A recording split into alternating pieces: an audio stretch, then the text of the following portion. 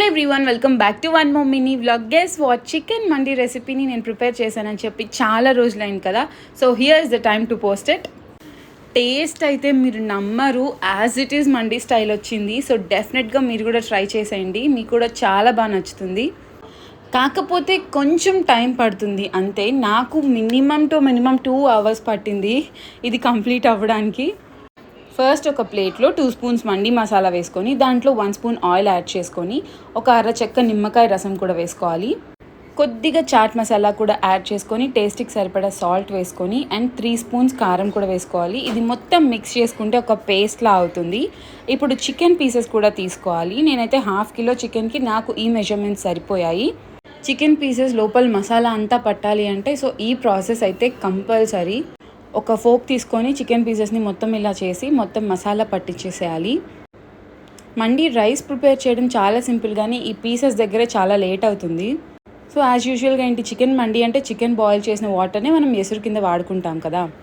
నా దగ్గర ఉండే ఒక ఎక్విప్మెంట్తో చేస్తున్నాను కాబట్టి కరెంట్ కుక్కర్లో 1/2 గిన్నె వాటర్ పోసేసి పైన మనం ప్రతి ఎలక్ట్రిక్ కుక్కర్కి ఒక స్ట్రైనర్ ఇస్తారు కదా, ఆ స్ట్రైనర్ పెట్టేసి చికెన్ పీసెస్ కూడా అడ్జస్ట్ చేసేసి ఒక సైడ్ 1/2 hour ఇంకో సైడ్ 1/2 hour అట్లా బాగా మగ్గించుకోవాలన్నమాట. అప్పుడు ఆ వాటర్, ఆ జ్యూస్ అంతా కూడా ఆ వాటర్ అబ్జార్బ్ చేసేసుకుంటుంది కదా. ఇప్పుడు ఆ చికెన్ పీసెస్ తీసి ఒక ఫ్రైయింగ్ ప్యాన్లో బోత్ సైడ్స్ ఫ్రై చేసేసుకోవాలి. దీనికి అట్లీస్ట్ 45 minutes అన్నా పడుతుందన్నమాట ఈ ప్రాసెస్కి. అందుకే మండి రేర్గా చేసుకుంటేనే బెటర్. పైన మూత పెట్టేసి పీసెస్ అన్నింటినీ కూడా బాగా ఫ్రై చేసేసుకోవాలి. ఇవి చూడ్డానికి కొంచెం కబాబ్ స్టైల్లో ఉన్నాయి కదా, ఇలా స్టార్టర్గా కూడా తినేసేయచ్చు.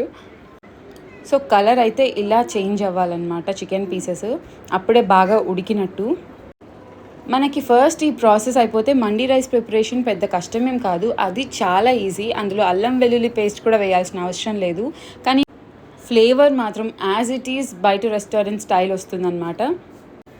నాకు ఇలా different varieties of chicken biryanis చేయడం ఇష్టం అనమాట. బయట నుంచి తెచ్చుకునే బదులు ఇంట్లోనే చేసుకుంటే తృప్తిగా తినచ్చు కదా.